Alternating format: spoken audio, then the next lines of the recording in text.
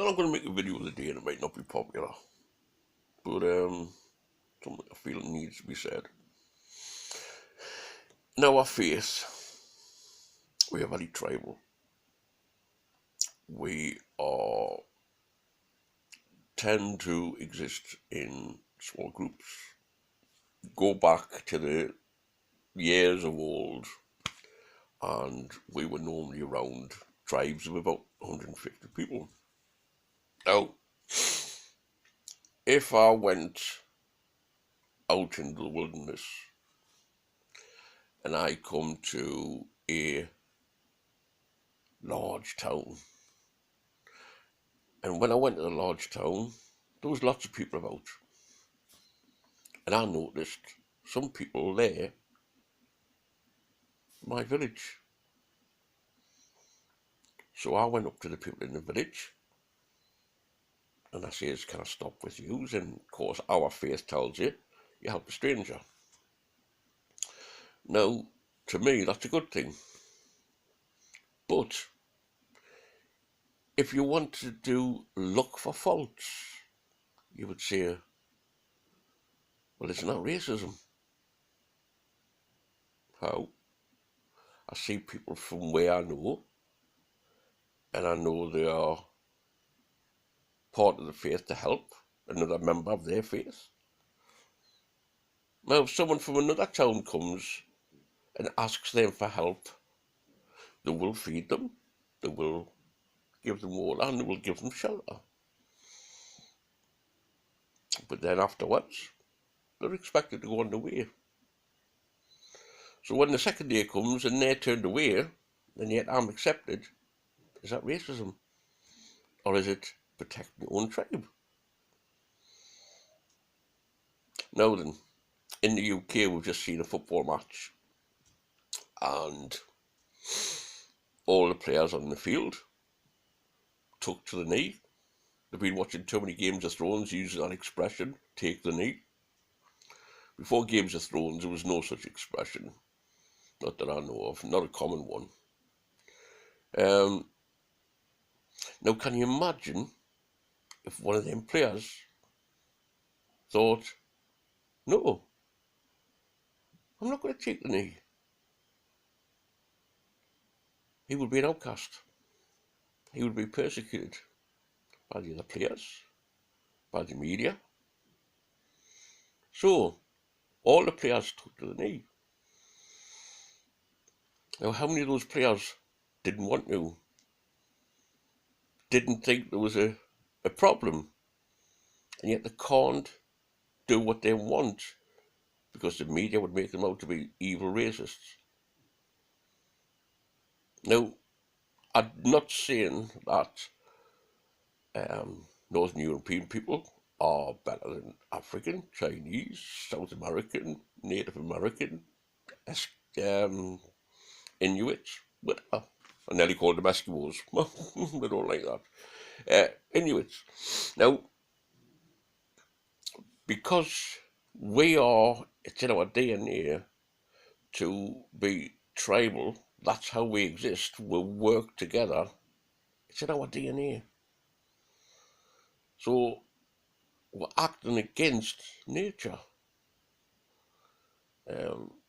by just going along with the bandwagon. Now these people had now been told they cannot take the knee. Well, as far as I'm concerned, it should be up to the person. If they want to show support for Black Lives Matter, they should be allowed to. You shouldn't tell them they can't. But on the same part, you shouldn't ridicule and persecute the people because they don't want to. Racism is a very funny thing.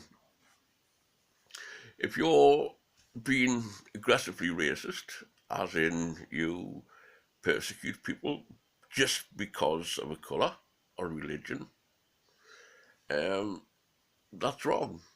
But if you promote your own people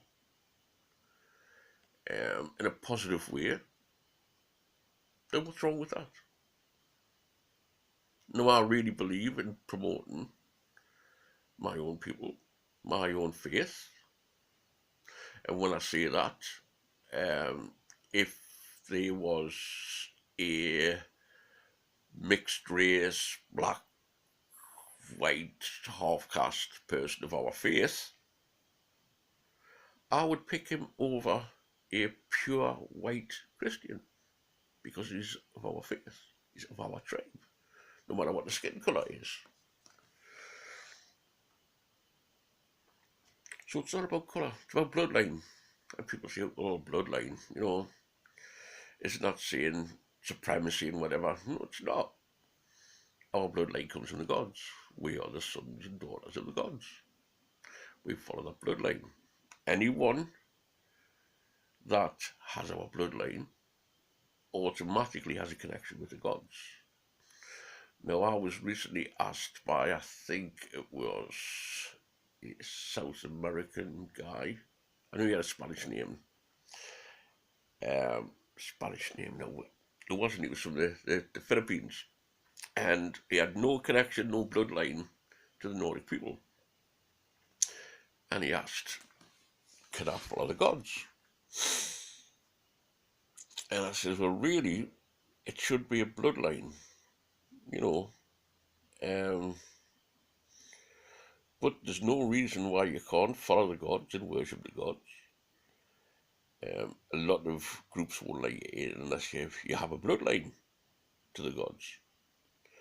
But what I told that guy, that, because he has a following of the gods and he is drawn to the gods, then who am I to argue? But again, the bloodline is so important because either my mother or father, their mother and father goes all the way back to that day on the beach where Odin, Vale and Valley found those two logs on the beach and he breathed life into them. That was the beginning of our bloodline. Our bloodline comes directly from the gods. Now, wanting to keep that bloodline going is a good thing. But if I decide to marry an African woman, mix the races up a little bit, the children from that marriage have still got the bloodline. They are still a member of our faith because they follow my bloodline. And it's the same way if a female member of our race, our people, our tribe, a white woman marries a black man or a Chinese man or whatever, and she has children, they're going down her bloodline, so that still her children can be of our faith. It's down the bloodline, not about colour, not about where you live. It's about following the direct descendants to the gods, not racism. I've never said that we are better than anyone else. We are designed to live in colder weather, but we're not designed as good as the Inuits. No, we wouldn't survive in the desert, not for long. Not with the white skin would burn and everything like that. It's because where we're from, our bodies have adapted.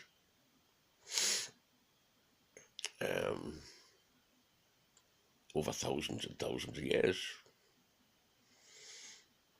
And for those white supremacists who think, pure white race, you got to remember, part of our DNA is Neanderthal. Now, if people think we're pure human, but we've got Neanderthal DNA, that makes us mixed species. So that blows the ship out of the water of all these white supremacists. Okay. Now, try to be good to everyone. Good, follow our faith, is kind to everyone. A good Muslim is kind to everyone. A good Christian is kind to everyone. good Sikh is kind to everyone. A good Hindu is kind to everyone. But a bad member of our faith, the gods don't want. A bad Christian, his God doesn't want. A bad Muslim, his God doesn't want. A bad Sikh, not a good person. It's all about being a good person and following what you think is right. Next time someone calls you racist, you got to think, well, am I going to react? Or am I just going to say, it's a modern concept, it's not important.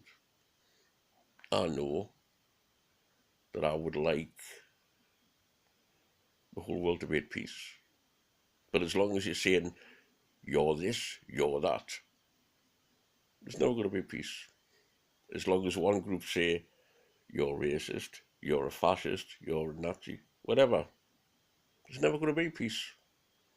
So what I say is be part of your tribe, part of your group, but also be kind. Didn't have a man. You know, a stranger comes to your door and he's in need of help. Didn't have a man.